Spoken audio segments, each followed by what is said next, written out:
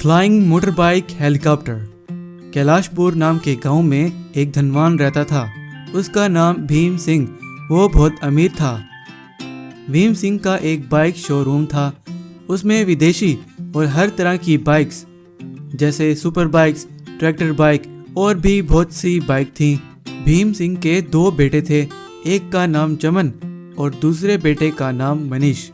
चमन बहुत लालची और धोखेबाज था। वो गांव के अमीर लड़कों के साथ बेट लगाकर बाइक रेसिंग करता था और पूरा दिन आवारागर्दी करता रहता था। और भीम सिंह का दूसरा बेटा मनीष वो बहुत ईमानदार था और वो मनीष अपने पिता के शोरूम में इंजीनियरिंग का काम करता था।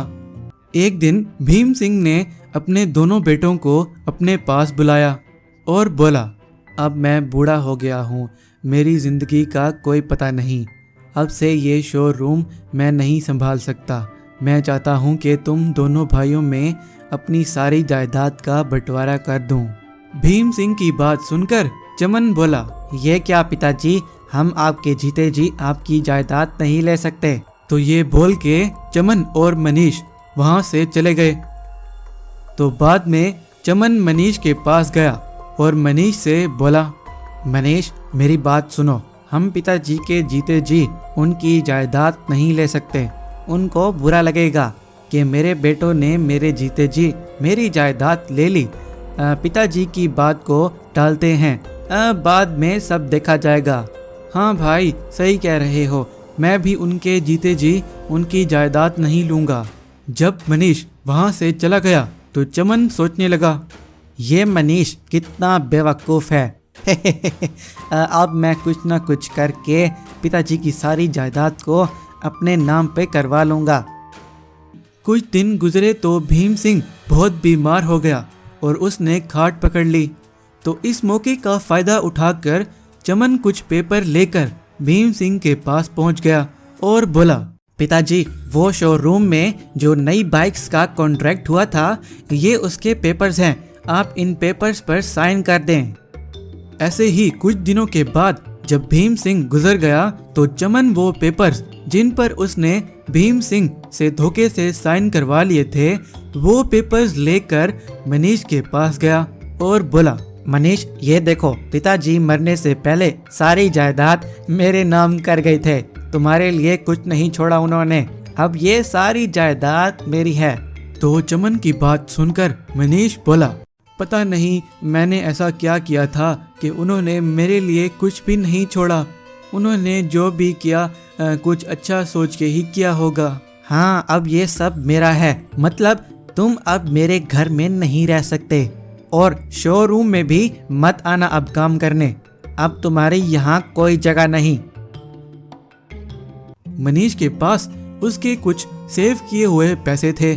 उसने उन पैसों से एक छोटा सा किराए का घर लिया और उस किराए के घर में रहने लगा। एक दिन मनीष अपने घर में चारपाई पर बैठे बैठे सोच रहा था, पिताजी ऐसे कैसे कर सकते हैं? उन्होंने तो कहा था कि वो जायदाद का बंटवारा हम दोनों में करेंगे।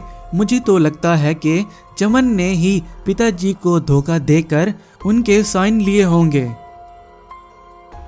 मनीष ये सोच रहा होता है कि वहाँ पर एक आदमी ढिंढोरा पीट रहा होता है, सुनो सुनो गांव वालों, चमन सिंह एक बाइक रेस प्रतियोगिता करवा रहा है और जो भी वो प्रतियोगिता जीतेगा उसे भीम सिंह का शोरूम प्राइज में मिलेगा।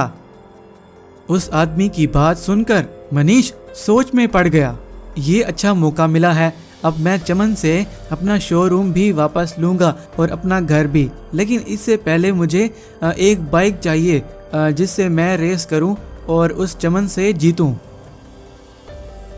तो मनीष ने पुरानी बाइक पर काम करके एक हेलीकॉप्टर बाइक बनाता है। वो बाइक एक बटन दबाने से हेलीकॉप्टर बाइक में बदल सकती है।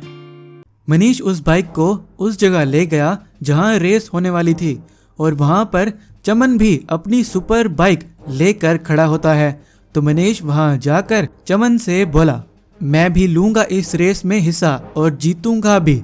अगर हिम्मत है तो शोरूम के साथ साथ अपने घर को भी प्राइज में रखो। तो चमन मनीष की पुरानी बाइक को देखकर हंसते हुए बोला, यू स्टूपिड फेलो, मुझसे रेस करोगे इस पुरानी खटारा बाइक में? अच्छा ठीक है, प्राइज में घर भी रख दिया मैंने, और अगर तुम हारे तो तुम पूरी जिंदगी मेरा नौकर बन के रहना पड़ेगा।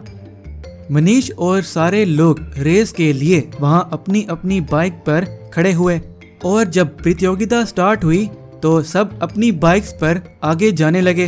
वहां चमन सबसे आगे था और मनीष सबसे पीछे था। तो वहां पर मनीष ने एक बटन दबाया तो वो बाइक हेलीकॉप्टर बाइक में बदल गई। तो तेजी से वो सबसे आगे निकल गई और जीत की रेखा को पार कर गई और वहीं मनीष जीत गया और अपनी सारी जायदाद मनीष को वापस मिल गई और मनीष दोबारा से अपने बड़े घर में रहने लगा।